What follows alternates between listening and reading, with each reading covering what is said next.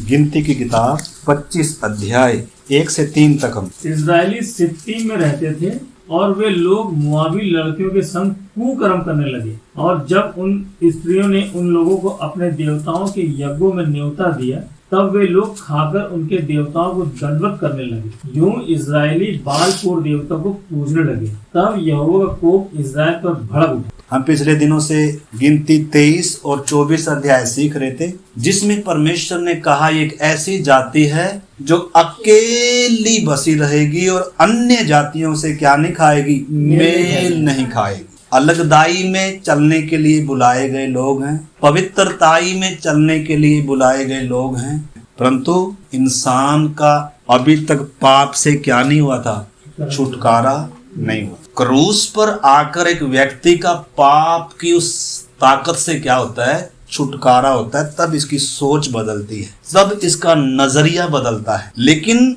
क्रूस से पहले तक भले ही लोगों ने, इजरायलियों ने परमेश्वर की कितनी भलाइयों को चखा हो, कितने बड़े बड़े आश्चर्य कर्म को देखा हो, लेकिन जैसे ही उनको मौका मिला, क्या मौका मिला, अभी तक मरुभूमि में चलते आए, अन्य जाति नहीं थे कहीं, लेकिन अभी ये मोआब के सीमा पर रहते हैं। मोआब के राजा ने इनको श्राप देने के लिए पिछली बार बिलाम को बुलाया था। परमेश्वर ने उसके मुंह से इनको आशीष दिया। परमेश्वर ने इनको आशीष के लिए चुना है। इनको कोई श्राप नहीं दे सकता, इन पर कोई जंतर मंतर नहीं चल सकता, इनके घरों में कोई तागे बीज और नींबू मिर्ची की क्या नहीं है, जरूरत नहीं। इनकी सुरक्षा किसमें है, परमेश्वर में है। हमने समझना है मेरे प्यारे भाई बहन। लेकिन जब ये मोआब के निकट उधर रह रहे थे तो क्या हुआ, इन्होंने मोआब की लड़कियों को देखा। मोआब एक व्यभिचारी पीढ़ी है, लूत की बेटियों से उत्पन्न हुई पीढ़ी है, व्यभिचार से जन्मी हुई पीढ़ी है। यीशु ने कहा था, जो कोई मुझे इस व्यभिचारी पीढ़ी के सामने मान लेगा, मैं भी उसे मान लूं। व्यभिचारी पीढ़ी कौन? उस समय तो कौन था, मोआबी था, लेकिन अब संसार से मित्रता व्यभिचार है। बार बार इन बातों को आपने अच्छे से सुनना है। संसार का जो मित्र होना चाहता है, संसार से जो मेल जोल कर चलना चाहता है, जो परमेश्वर से मेल जोल कर चलना नहीं चाहता, जो अलगदाई में, पवित्रताई में चलना नहीं चाहता, तो सवाल उठते हैं, उसके अंदर पवित्र आत्मा है, उसके अंदर वचन भी है, या उसके अंदर अभी तक छुटकारा हुआ नहीं। क्रूस पर फिर जान देने का फायदा क्या हुआ अगर हम इजरायलियों के समान ही? फिर क्रूस पर वो बड़ी कीमत देने से क्या लाभ हुआ? अगर अभी भी अगर हम परमेश्वर की भलाइयों को चखने के बाद फिर से वही काम करें जो परमेश्वर के प्रति जो विश्वासघात हो। परमेश्वर ने आज्ञा दिया था तुम व्यभिचार नहीं करना, आज्ञा दिया है, और वचन सिखाता हुआ परमेश्वर इनको आ रहा है। परमेश्वर की जो योजना, जो गहरा प्यार इनके लिए वो बताता हुआ, प्रकट करता हुआ, धीरे धीरे इनके ऊपर अपने आप को प्रकट करता हुआ आ रहा है,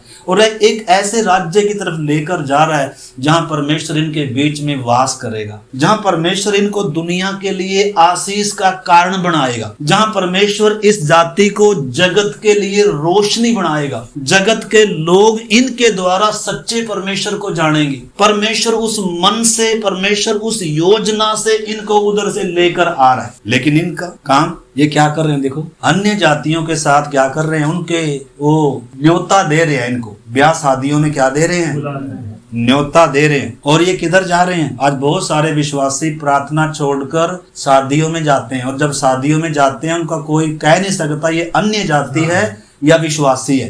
प्रभु ने कहा तुम जगत की क्या हो, ज्योति हो। तुम्हारा उजियाला किसके सामने चमकना है, मनुष्यों के सामने चमकना है। हमने समझना है मेरे प्यारे भाई। शुरू से जब हम देखें ना, पहले आप इसका पढ़ लो, 4 से भी पढ़ लो, फिर हम आगे चलते हैं। और यहोवा ने मूसा से कहा, प्रजा के सब प्रधानों को पकड़कर यहोवा के लिए धूप में लटका दे, जिससे मेरा भड़का हुआ कोप इस्राएल के ऊपर से दूर हो जाए। तब मूसा ने इस्राएली न्यायियों से कहा, तुम्हारे जो जो आदमी बालपुर के संग मिल गए उन्हें घात करो। लिखा है, और यहोवा ने मूसा से कहा, प्रजा के सब प्रधानों को पकड़कर यहोवा के लिए धूप में क्या कर दे, लटका दे। किसको? प्रजा के प्रधानों को। क्यों? प्रधान सोए हुए थे क्या? क्या करना था प्रधानों ने? उनको लकीर खींच के और उन्होंने किसमें रखना था? उनको दायरे में रखना था। मनमर्जी का खेल थोड़ा है कोई। कलीसिया अपनी मनमर्जी करने की जगह थोड़ा है। अगर अपनी मनमर्जी करनी है तो हमारा घर है ना।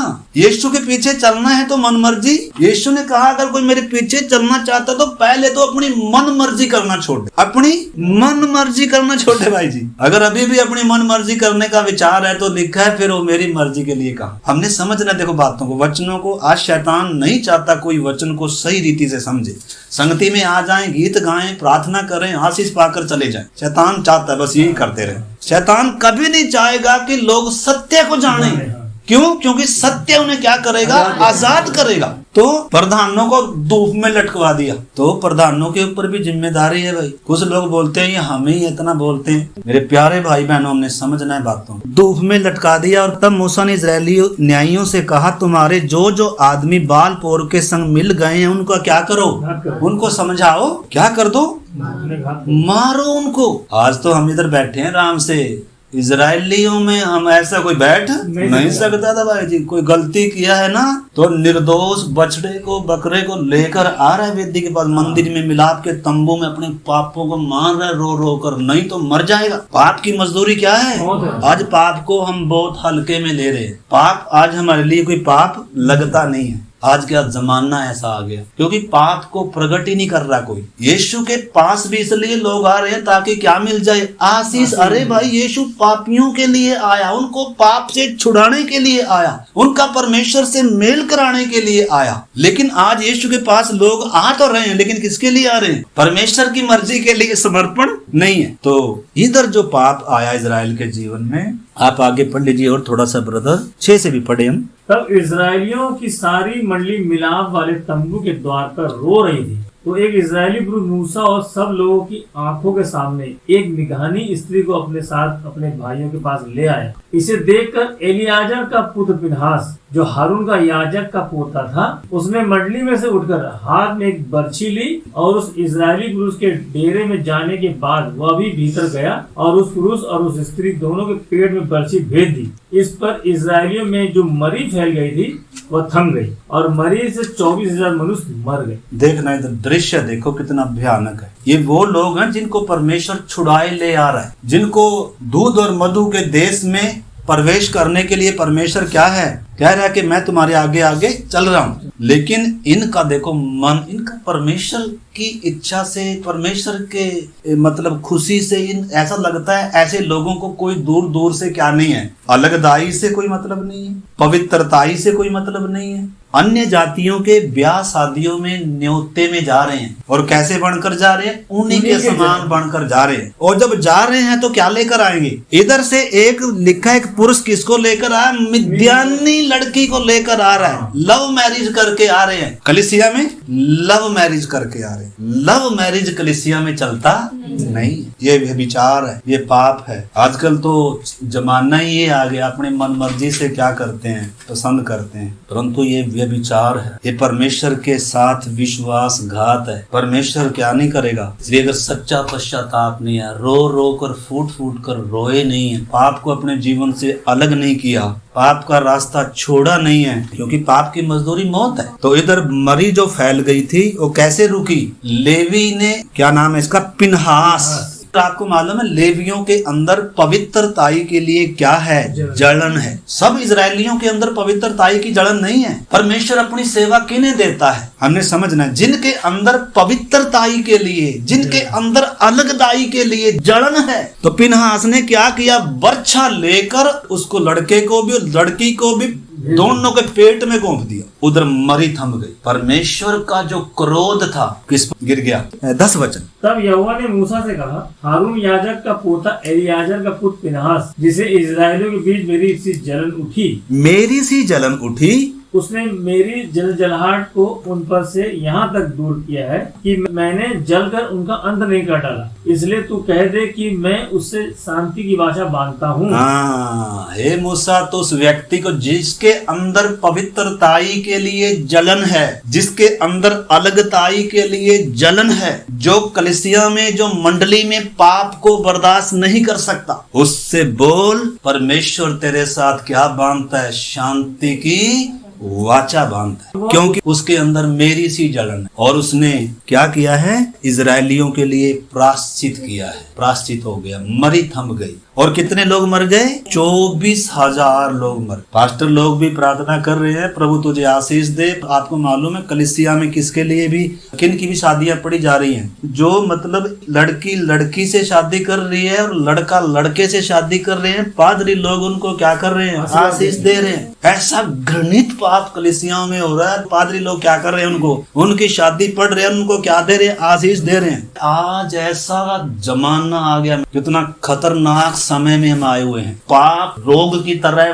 वायरस की तरह फैलता जा रहा है, क्योंकि हमारे हाथों में क्या है, मोबाइल है, इंटरनेट है। तो हमें कितना अपने जीवन को बचा कर रखना पड़ेगा। आपको मालूम है, जब आप दानियल की किताब उसका 1 अध्याय 8 वचन पढ़ोगे, उसमें लिखा है दानियल ने अपने मन में ठान लिया कि मैं राजा के अशुद्ध भोजन को खाकर अपने आप को क्या नहीं करूंगा, अशुद्ध नहीं कर।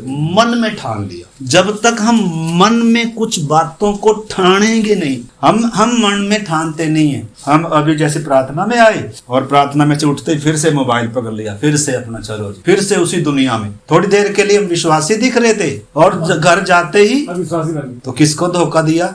सबको धोखा दिया। लोग तो सोच रहे हो रे कितने अच्छे थे वो, प्रार्थना में आए। तो इसलिए कलीसिया वर्कशॉप भी है। क्या भी है? वर्कशॉप भी है, जहाँ पवित्र आत्मा हर एक व्यक्ति को बना रहा है, जहाँ वचन परमेश्वर का हर एक व्यक्ति को बना रहा है, जहाँ बीच बीच में प्रभु भोज होता है। प्रभु भोज क्यों होता है? प्रसाद नहीं है, प्रभु भोज के गहरे मायने हैं। मेरा क्या कलीसिया में रोल है? कुछ कोई काम है तो है, लेकिन पेंडिंग पड़े हुए। कलीसिया में कोई भी टपनी नहीं है। कलीसिया एक देह है, देह में हर अंग काम करता है।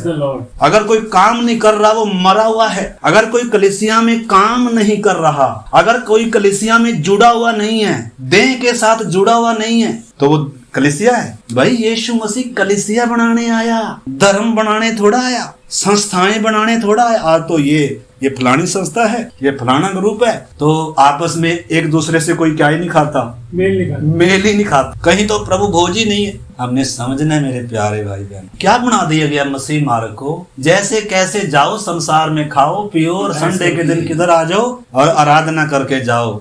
पवित्र आत्मा उधर काम करेगा? बताओ। पवित्र आत्मा लिखा है वो पाप के प्रति, न्याय के प्रति और धार्मिकता के प्रति क्या करता है? निरुत्तर करता है, कायल करता है। तूने ऐसा बोल क्यों दिया? अगर किसी से बुरा बोल भी दिया है ना, पवित्र आत्मा अगर अंदर है, वचन अगर अंदर है, तो कायल करेगा, वो घुटनों पर आएगा, वो खा पी कर आराम से थोड़ा सोएगा। जिसके अंदर वचन और पवित्र आत्मा है वो गलती करके आराम से सो नहीं सकता, हंस नहीं सकता।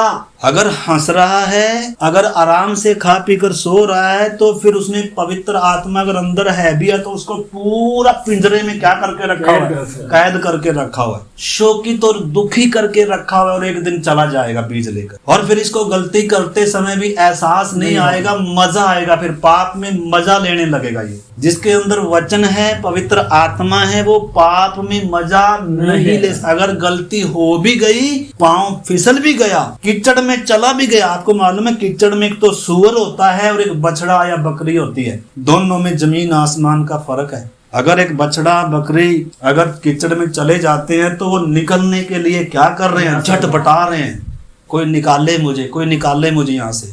मैं दुखी है क्योंकि बदबू आ रही है, क्योंकि वो मतलब क्या हो रहा है। लेकिन अगर सूर है तो वो तो उसका तो ब्रेकफास्ट भी उधर ही है, उधर का उसका तो डिनर भी उधर ही है। वो तो पाप में क्या ले रहा है? इंजॉय, पाप मजा दे। आपको मालूम है पाप एक ऐसी चीज है जो इंसान को बिगाड़ता है, मारता है आत्मा को, परमेश्वर से संबंध तोड़ता है, और जो यीशु को क्रूस पर चढ़ाता है। यीशु को किस पर चढ़ाता है? अगर एक व्यक्ति के अंदर पाप है ना, हर दिन अपने कामों से, अपनी बातों से यीशु को क्रूस पर चढ़ाएगा, उसको नंगा करेगा। एक व्यक्ति के अंदर अगर पवित्र आत्मा है, वो यीशु को क्रूस पर नहीं चढ़ाएगा। अगर उससे कोई गलती हो भी जाती है, वो फूट फूट कर क्या करता है? रोता है, परमेश्वर मेरे से गलती होगी, मुझे क्या कर, माफ कर, क्षमा कर। इस करके मेरे प्यारे भाई बहनों ने पाप की भयानकता को पहचानना है। पाप की मजदूरी मौत है, परमेश्वर माफ नहीं कर सकता। इधर हम देखते हैं कितने मर गए? 24,000 लोग मर गए। कौन है ये? चुने हुए लोग। 24,000 एक दिन में मर। आप पढ़ के देखो थोड़ा सा,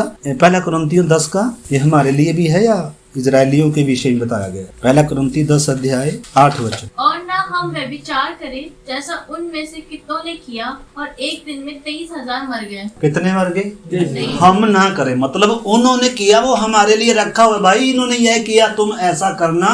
हम वचन क्यों सीखना जरूरी है? क्योंकि वचन सीखेंगे तो हम गड्ढों में जाने से, पाप में जाने से, धोखे में जाने से, भटकने से, गिरने से क्या हो सकते हैं? बच सकते हैं भाई जी। वचन ही है जो हमें बचा सकता है। इसे लिखा है जवान अपनी जवानी को किस उपाय से शुद्ध रख सकता है? परमेश्वर के वचन के अनुसार सावधान रहे। अगर वचन अंदर है तो पाप से भागेगा एक व्यक्ति। यूसुफ के अंदर वचन था। यूसुफ को एक लेडीज हर दिन क्या कह रही थी? उसके साथ मीठी मीठी बातें करती थी। देखो पढ़ लीजिए आप, उत्पत्ति की किताब उसका 34 अध्याय है 39 6 से जब हम पढ़ते हैं तो उसमें लिखा है यूसुफ सुंदर और रूपवान था। आपको मालूम है सुंदरता होना गलत नहीं है, लेकिन सुंदरता होना बहुत क्या भी है, खतरा भी है। अगर आपकी शकल सूरत ठीक ठाक ही है तो कोई दिक्कत नहीं है। तो वो सुंदर और रूपवान था। उन बातों के पश्चात ऐसा हुआ कि उसके स्वामी की पत्नी ने यूसुफ की ओर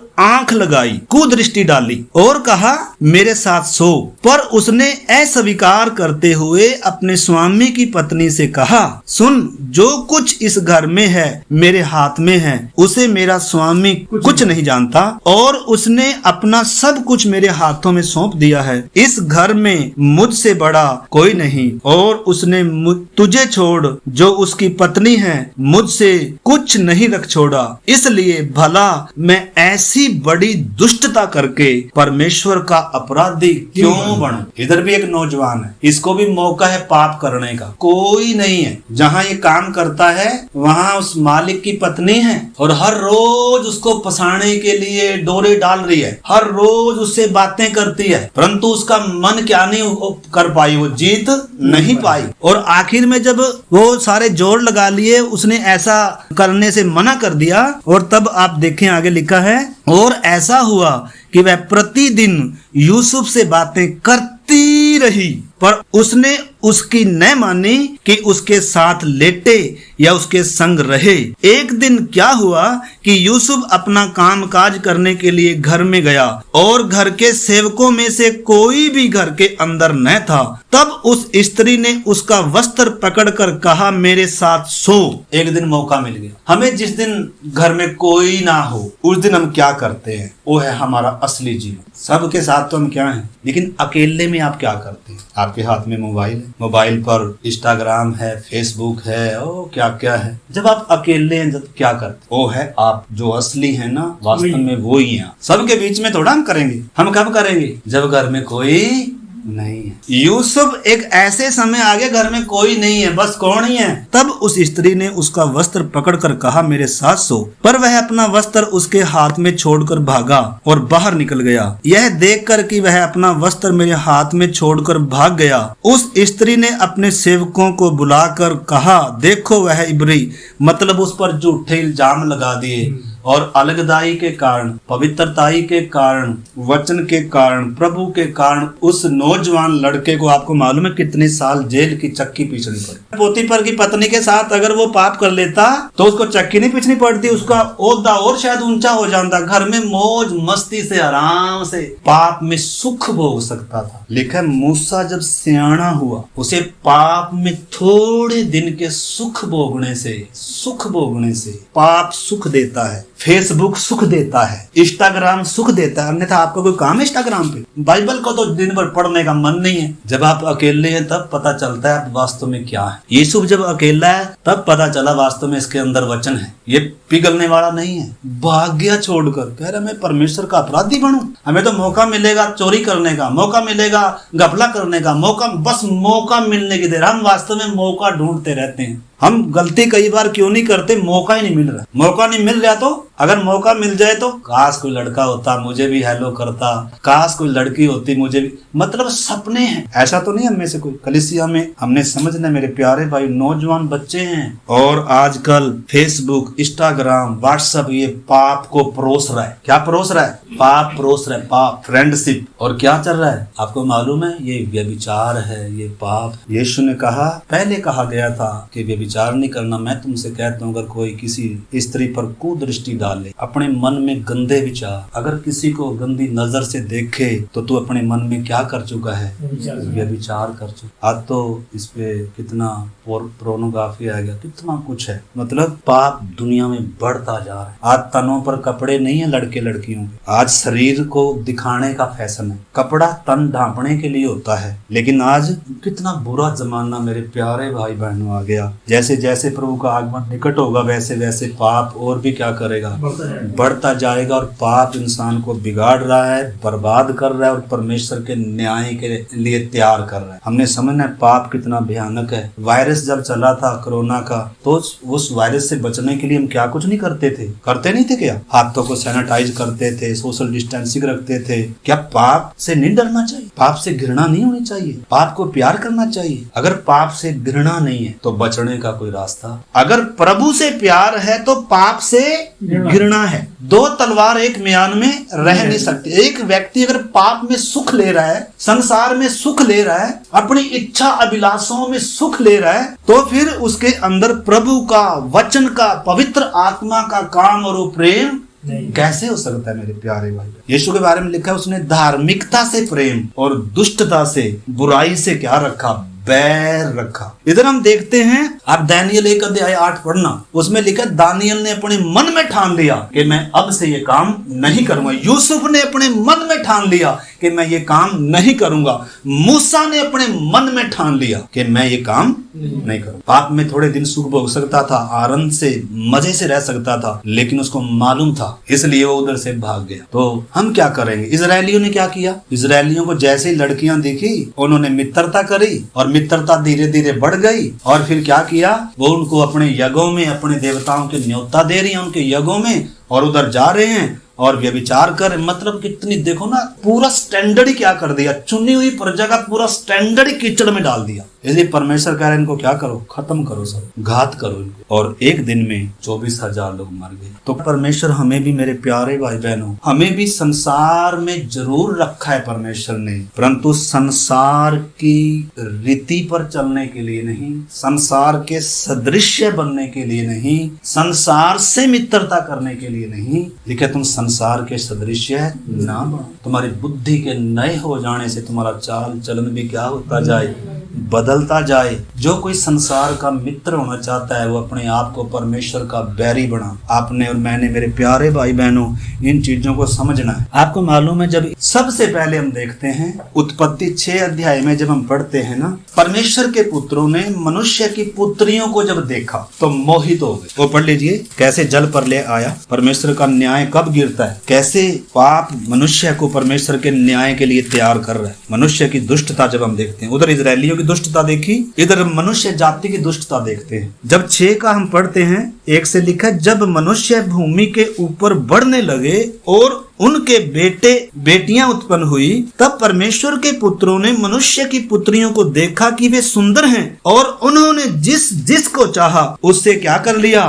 विवाह कर लिया। अलगदाई टूट गई कलीसिया में, पवित्रताई टूट गई कलीसिया में। नहीं, उस समय ये कलीसिया थी, आज हम कलीसिया हैं, खून खरीदे हुए लोग। लेकिन उस समय ये जो सेत का संतानें थी, सेत के वंश से एक वंश चला आ रहा था, एक पीढ़ी चली आ रही थी, जो परमेश्वर के साथ चलने वाले लोग थे, विश्वास के साथ चलने वाले, अलगदाई में रहते थे, पवित्रताई में रहते थे, विश्वास से चलते थे, पापियों से समझौता नहीं करते थे, पापियों के बीच में भी वो निष्कलंक रहते थे। लेकिन जब लोग बढ़ने लगे तो लिखा है, उन्होंने क्या किया? विश्वासियों ने अन्य जातियों की लड़कियों को देखा, सुंदर हैं, और सबसे क्या कर लिया? जिस जिसको चाहा। भाई मन मर्जी से शादी करना परमेश्वर को स्वीकार नहीं। कर सकते हैं, लेकिन उसके न्याय के लिए तैयार हो जाए। अपनी मनमर्जी से अपना दूल्हा चुनना, अपने लिए दुल्हन चुनना कर सकते हैं, लेकिन परमेश्वर ने मेरे प्यारे भाई बहनों हमारे लिए क्या रखे हुए हैं? दायरे रखे हुए हैं, वचन रखे हुए हैं, सीमाएं हैं, हमें सबको सीमाएं दी हुई हैं। हम कोई सीमाएं ना लांघे, नहीं तो बहुत बड़ा क्या होगा, हमारे लिए नुकसान होगा, उम्र भर भुगतना पड़ेगा। ठीक है ना। इधर हम देखते हैं जब उन्होंने क्या कर लिया, पवित्रताई भंग कर दी, अलगताई तोड़ दी, अन्य जातियों के साथ विश्वासियों ने शादी कर ली, ब्याह रचा लिए, जैसे कि इन्होंने कर लिया, इजरायलियों ने आगे चल के किया था। लेकिन शुरू में उनको परमेश्वर ने, देखो हमें बाइबल क्यों दिया, ताकि हम क्या करें, हर दिन ये वचन हमें बताए हमें क्या करना है। लेकिन अगर वचन हम नहीं पढ़ेंगे, वचन हम नहीं सीखेंगे, तो हम बचने का तो कोई रास्ता नहीं है। आपको मालूम है इसी 6 अध्याय में जल प्रलय परमेश्वर कह रहा है, मनुष्य का मन में जो भी कुछ उत्पन्न होता है बुरा ही। अभी तक तो परमेश्वर का आत्मा मनुष्य से वार्तालाप करता था, अलगदाई में, पवित्रताई में चलने के लिए उकसाता था शायद, लेकिन इधर आगे परमेश्वर कहता है अब मेरा आत्मा मनुष्य से क्या नहीं करेगा, वाद विवाद नहीं। मनुष्य की उम्र कम कर दी, और अगले 6 अध्याय में देखो परमेश्वर कह रहा है मैं सबको क्या करने जा रहा हूँ, नाश करने जा रहा हूँ। हमने समझना परमेश्वर के स्वभाव, खुद जाके घर में अच्छे से पढ़ना 6 अध्याय में। और यूसुफ का एक अध्याय है जो अभी हमने 39 अध्याय पढ़ा था, वो भी आप पढ़ना अच्छे से। और तीसरा उत्पत्ति 13 अध्याय। आप सबको मालूम है लूत की 2 बेटियां थी, और आपको ये भी मालूम है लूत एक विश्वासी था, और ये अब्राहम के साथ संगति में चलता था, अलगदाई में चलता था, अब्राहम के साथ संगति करता था। अब्राहम वो है जो परमेश्वर का दर्शन पाकर और विश्वास से चल रहा है। लेकिन आपको मालूम है कुछ कारण ऐसा हुआ, लूत क्या हो गया, अब्राहम से अलग हो गया। और आपको मालूम है जब अलग हो गया तो लूत ने क्या किया, अब्राहम ने लूत से कहा भाई हम भाई भाई हैं, हम झगड़ा तो करेंगे नहीं, पर ऐसा कर जो तुझे अच्छा इलाका लगता है वो उसे ले ले, क्योंकि उनके चरवाहों में झगड़ा हुआ था भेड़ बकरियों के कारण। तो अब्राहम ने उसको चुनने का मौका दे दिया, और जैसे उसको चुनने का मौका मिला, अब उसने क्या किया, जब 13 का 10 हम पढ़ते हैं, लिखा तब लूत ने आंख उठाकर यरदन नदी के पास वाली सारी तराई को देखा कि वह सब सिंची हुई है, जब तक यहोवा ने सदोम और अमोरा को नाश नहीं किया था, तब तक सोअर के मार्ग में वह तराई यहोवा की वाटिका और मिस्र देश के समान उपजाऊ थी। मतलब उसने जब आंख उठाई, एक जो विश्वासी था उसने आंख किधर उठानी चाहिए थी, अब्राहम उस स्थिर नेम वाले नगर की बाट जोड़ने वाला था। लेकिन ये विश्वासी कैसा था, ये संसार की चीजों को आशीष समझता। तो तराई तो आएंगी रास्ते में,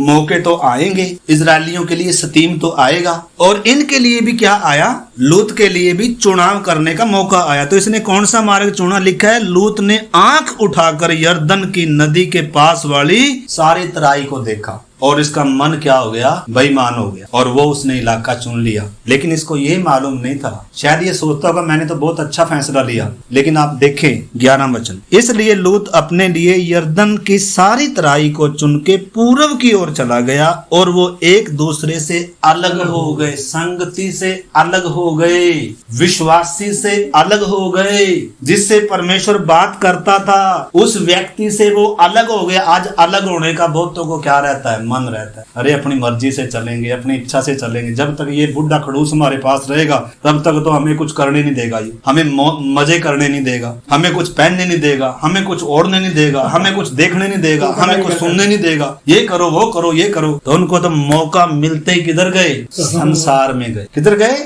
संसार में। अब तो कोई पास्टर देखने वाला भी नहीं, अब तो आराम से अब तो पास्टर घर भी नहीं आता, और हम बिन संगति में जाते, बस 2 घंटे के लिए प्रार्थना में, उसके बाद हम क्या पहनना है, क्या सुनना है, क्या करना है, किससे सप्ताह भर मित्रता करनी है, फेसबुक पे क्या देखना, इंस्टाग्राम पे क्या देखना, कोई नहीं देख रहा। पास्टर ना तो इंस्टाग्राम पे है, पास्टर ना तो फेसबुक पे है, किसी को पता, भाई कोई तो देख रहा है। पास्टर नहीं देख रहा तो कोई तो देख रहा है। देख रहा है क्या उससे छिप सकते हैं? पास्टर से तो हम सब छिप सकते हैं, मैं भी आपसे छिप सकता हूँ, मेरे लिए भी उतनी बात है। परंतु इधर देखें, समझना मेरे प्यारे भाई बहनों, हमें कभी भी संगति से अलग नहीं होना चाहिए। कभी भी संगति से अलग ना हो। संगति से अगर आप अलग होगे, समझो आप गए। आप कहाँ जाएंगे? संसार में। और जब संसार में जाएंगे तो क्या करेंगे? देखो क्या हुआ। अब्राहम कनान देश में रहता था, पर लूत उस तराई के नगरों में रहने लगा और अपना तंबू सदोम के निकट खड़ा किया। कहाँ खड़ा किया? सदोम के निकट, जहाँ के लोग क्या थे? लिखा सदोम के लोग यहोवा के लेखे में दुष्ट और पापी थे भाई जी। अब उनके साथ मित्रता हो रही है, उनके साथ लूत की क्या हो रही है? इधर देखिए, बाइबल में हम बोल नहीं सकते ऐसा पाप लूत की बेटियों ने लूत के साथ, अपने ही पिता को दारू पिलाकर उसके साथ गलत काम किया। और उस जाति से जन्मा हुआ था वो मोआब जाति, लूत की बेटी से जन्मी थी वो मोआब जाति, जिसके साथ इजरायली क्या कर रहे थे? मित्रता कर रहे थे, फ्रेंडशिप कर रहे थे। लूत की दोनों बेटियां, पत्नी नाश हो गई। पत्नी किधर ही देख रही थी? सदोम में उसकी दुनिया थी, सदोम में उसका सारा कुछ था भाई जी। वो सदोम को छोड़ नहीं चाह रही। प्रभु ने कहा है, चेतावनी दिया, लूत की पत्नी को क्या करना है? याद रखो, पीछे मुड़कर देखने वालों, संसार में से अगर एक बार परमेश्वर ने निकाल दिया, फिर से संसार में जाओगे। तो परमेश्वर ने चेतावनी दिया है, लूत की पत्नी खंभा बनाकर खड़ा करके रखा हुआ आज तक। यीशु ने कहा लूत की पत्नी को याद रखो, परमेश्वर बर्दाश्त नहीं करेगा। लूत की पत्नी नाश हो गई। लूत की दोनों बेटियों ने वो व्यभिचार किया जो बाइबल में बोल नहीं सकते हम ओपन में, इतना घृणित काम की। आप बाद में पढ़ लेना इसको ध्यान से। एक छोटी सी घटना और मैं पढ़ना चाहता हूँ। 34 अध्याय उत्पत्ति का। याकूब के 12 बेटे थे और एक ही बेटी थी। और जब ये अपने ससुर के घर से आया, पद्दनराम इधर से, और रास्ते में है ये, और रास्ते में चलते चलते इसका डेरा कहाँ इन्होंने तंबू खड़ा किया था? अपना सकेम में। अगर आप 33 का 19 पढ़ोगे तो इन्होंने भी अपना डेरा किधर खड़ा किया था?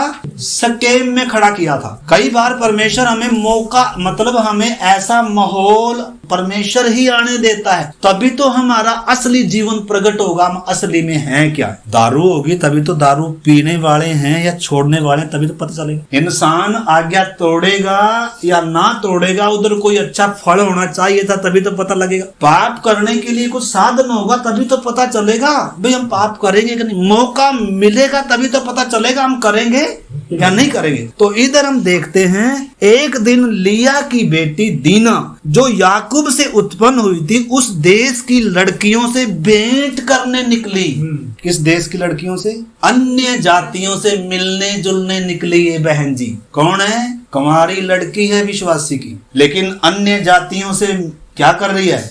मित्रता कर रही है। अन्य जातियों से मित्रता। लड़का हो लड़की हो, हमने समझना। आज का जमाना बहुत खतरनाक है मेरे प्यारे भाई बहन। पता ही उस दिन लगेगा जब सब कुछ लुट गया, जब सब कुछ क्या हो गया? बर्बाद हो गया, और सारी जिंदगी रोना पड़ेगा। इसलिए अपने जीवन के हम स्वयं जिम्मेदार बनना है। कलीसिया में भी हमने क्या होना है, उन बातों को समझना है मेरे प्यारे भाई बहनों। तो ये अन्य जातियों से भेंट करने के लिए निकली, और आप बाद में पढ़ना, लिखा है तब उस देश के प्रधान हित्वी हमोर के पुत्र सकेम ने उसको देखा और उसे ले जाकर उसके साथ कुकर्म करके उसको भ्रष्ट कर दिया।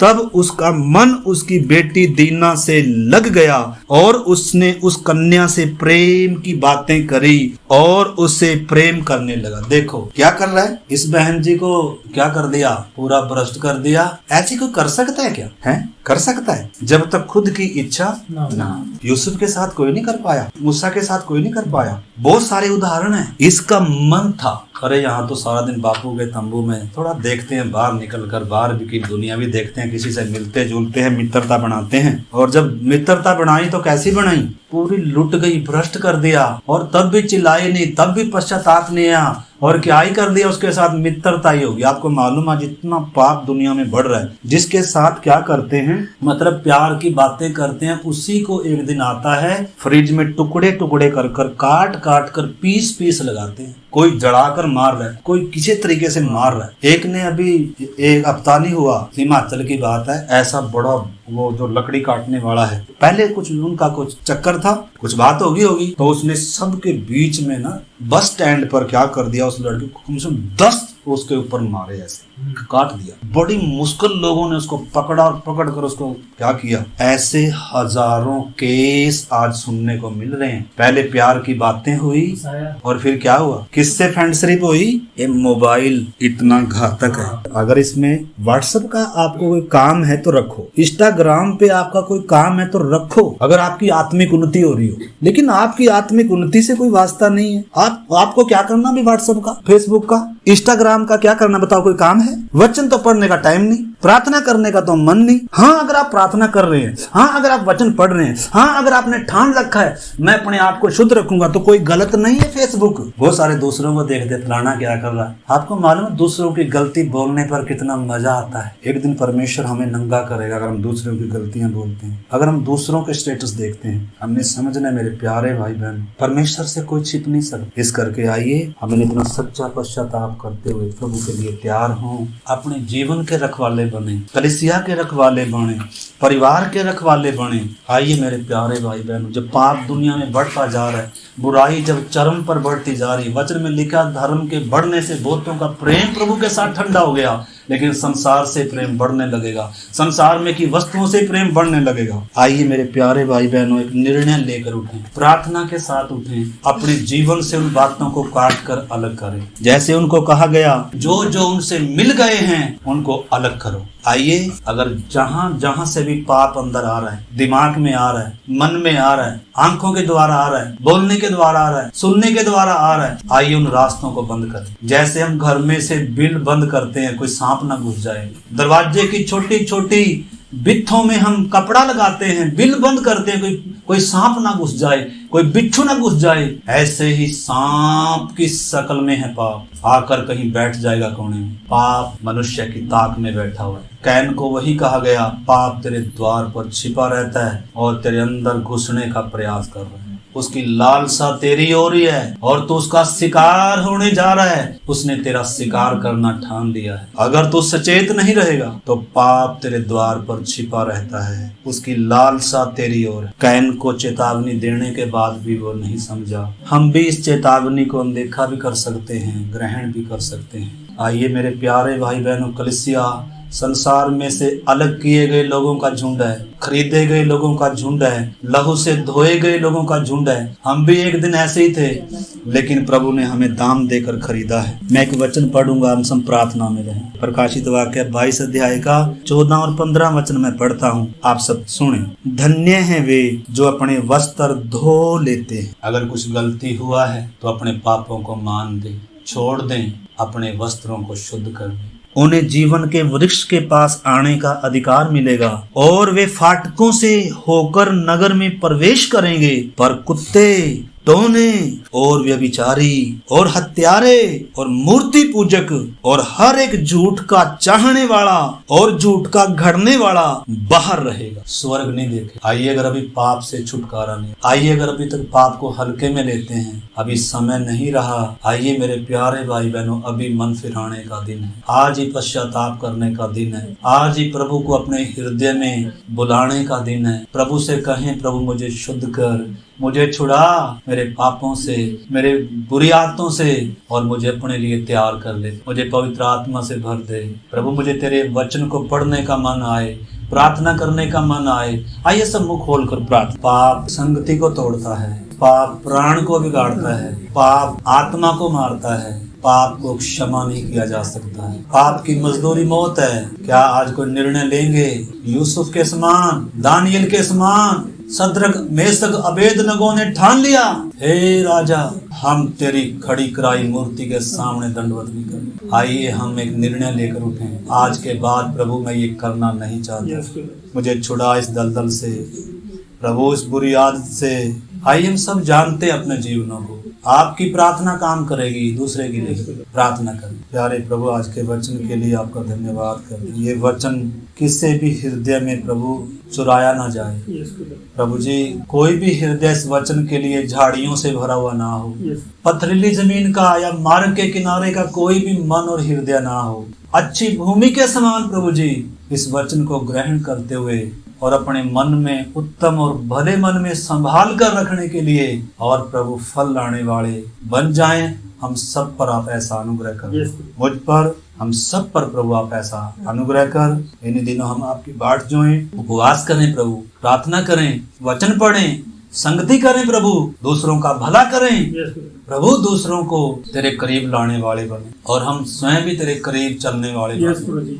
हम सब पर आप ऐसा अनुग्रह करना आपके हाथों में सौंपते हैं। धन्यवाद करते हैं आपने हमारी प्रार्थना को सुना। प्रभु यीशु मसीह के नाम से प्रार्थना को मांगते हैं, आमीन।